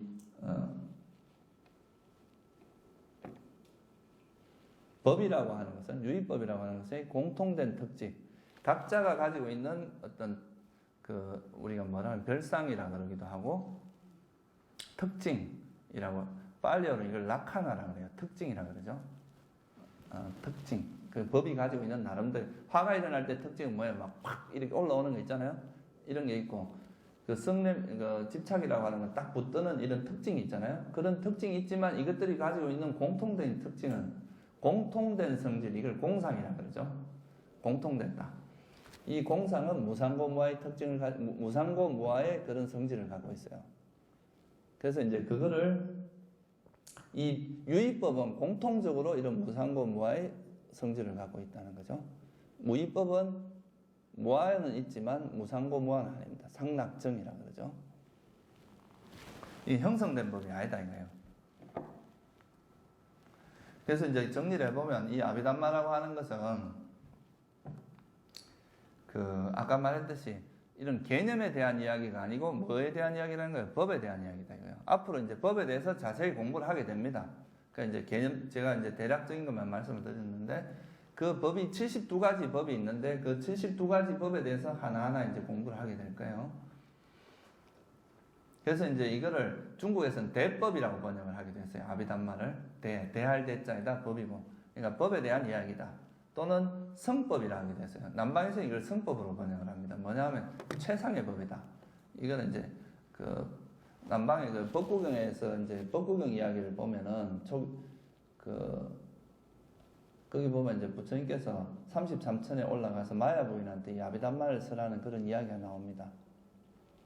법구경 주석서죠. 그러니까 법구경은 그냥 개성만 모아져 있는 건데 그 주석서에 보면 그런 이야기가 나와요. 그래서 이 아비담마를 들을 수 있는 사람은 지혜가 아주 뛰어난 사람만 들을 수 있다고 해서 성법이다. 최고의 법이다. 이래서 이제 성법이라고 표현하기도 합니다. 그래서 이 아비담마를 공부하는 가장 큰 이유는 뭐냐 하면 사성제를 제대로 이해하기 위해서다. 그리고 연기를 제대로 이해하기 위해서라고 할 수도 있고, 또 아까 말했듯이 우리가 개념이 아니라 실상을 보면서 윗바사나 수행을 제대로 하기 위한 거라고 할 수 있어요. 그래서 이 정면을 바탕으로 해서 팔정도 수행, 다시 말하면 이 이제 사마타 윗바사나 수행을 제대로 하기 위해서, 특히 윗바사나 수행에 있어서 이제 윗바사나 수행의 특징은 지혜를 개발하는 거거든요. 그러면 이 법에 우리가 사는 이 세상에 대해서 철저히 이해를 해야 그 우리가 이제 그 이해를 바탕으로 해서 번뇌를 버릴 수 있다 이거죠, 그죠? 그래서 이제 이 정견을 바탕으로 해서 수행을 하는 데 있어서 아주 많은 도움이 되는 거다. 그리고 이제 아라한 중에서도 스님들이 그런 이야기 들어봤는지 모르겠는데 사무예해를 갖춘 아라한이 있고 사무예해를 갖추지 않은 아라한이 있고 그런 거 들어보셨어요? 네 가지 걸림없는 지혜가 있다고 그랬어요. 하나는 원인에 대한 지혜, 하나는 결과에 대한 지혜, 그리고 이제 법을 잘 설하는 변무예라 그러죠. 이런 지혜가 있고 또 하나는 사무예라 그래서 언어에 통달한 지혜가 있어요. 특히 빨리어라는 언어에 통달한 지혜. 요 네 가지가 갖추어진 사람만이 이제 그 부처님께서 이제 그 돌아가시고 나서 경전 결집을 할 때 그 아라한 중에서도 이 사무예를 갖춘 아라한 중에 500명을 뽑았다는 거예요. 그러니까 기본적으로 그하고 이제 무색계 선정까지 닦은 두 가지 조건이 있었어요. 그때 500명을 뽑을 때 그 중에 하나가 이제 이 사무예인데 다시 말해서 이제 자기가 공부를 해도 남한테 법을 잘 설할 수 있는 사람이 있는가 하면 법을 잘 못 설하는 사람이 있는데 이 아비담마를 공부하는 사람들은 법을 굉장히 잘 설할 수 있어요. 왜냐하면 법에 대해서 정확히 이해를 하고 있기 때문에 그거를 남들에게 전달할 때도 정확하게. 우리나라는 보면 이제 어떤 불교가 개념 정의가 전혀 안 돼 있어요. 사람마다 쓰는 용어가 다 달라. 그러니까 깨달음이라는 용어만 해도 뭐 그냥 하나 아는 것도 깨달음이라고 하고 뭐 조금 이제 뭐에 대해서 알아지면 그것도 깨달음이라고 하고. 근데 부처님이 말씀하신 이런 깨달음이나 이런 것은 분명한 정의가 있거든요. 수학처럼 데피니션이 있어요. 그러면 그 데피니션에 그 수학에서 말하는 그런 정의, 수학도 그런 데피니션을 먼저 하고 나서 거기서 이론이 다 나오는 거거든요. 정의. 미안합니다. 그건 정의예요, 정의. 그러니까 그게 개념 정의가 필요하다는 거죠. 그러니까 그 정의가 돼야 그 정의에 의해서 이거는 뭐뭐시다라고 정의를 해줘야 그 개념에 맞는 이론들이 나온다 이거예요. 그러니까 이 불교에서도 초기 경전에 보면 그런 개념들에 대한 정의가 다 있습니다. 근데 그런 정의를 이제 정확히 아는 데는 이 아비담마가 또 굉장히 유용해요. 아비담마를 공부하면 이제 이거는 이런 용어로 써 있고 이건 이런 용어로 써 있고 이런 게 정확히 이해가 될 수 있다 이거죠. 그래서 이제 법을 설하는데도 아주 뛰어나진다. 일단 첫 번째는 자기가 공부를 하는데 굉장히 큰 도움이 되고요. 둘째는 이제 남에게 법을 전할 때도 굉장히 정확하게, 정교하게 설할 수 있다 이거죠. 좀 조심을 하라는 의미에서 마지막으로 이것만 이야기하고 오늘 마칠게요. 원래 이거 내가 한 시간 만에 이걸 다 하려 했는데 무리였던 것 같아. 근데 이 아비담마라고 하는 거를 이제 이렇게 분류를 하다 보면 이 법이 되게 파워풀해요. 강력해요. 되게 이제 좀 깊이도 있고. 그래서 이제 이 아비담마를 공부하다 보면 잘못하면 이 아비담마에 좀 빠질 수가 있어요.